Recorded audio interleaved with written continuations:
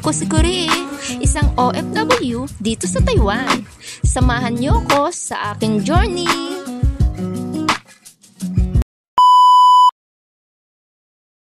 Them together. Grab a pen, roll it all the way up, give it a twist, flip that in place. Speed up the process by blow drying. So, ayan na nga.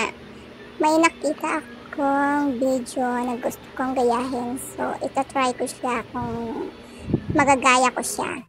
Yan. Una daw ay gaganituhin ang buhok. Hahatiin mo siya sa gitna. Pagkatapos, maglalagay ka ng tissue sa dulo. Yan. Iikot-ikot mo daw siya. Okay? Diba? Tapos, magkuha ka ng ball pen or something stick. Yan. Tapos, iikot-ikot mo siya ng ganyan. O, diba? Dahil tayo gaya-gaya, so gayahin natin kung maganda nga ang kakakalabasan. So, hinahirapan ako dyan kasi ang buhok ko parang, parang dahon ng kawayan. Napakatigas. O, diba? Hindi pa marunong umikot yan. O, iikot mo pa siya. Tapos, kumuha ka ng ipit, i-clamp mo siya. Aba. Wow! Ayan na. Kaya naman nakalimutan ako. Mayroon pa pala siyang ilalagay.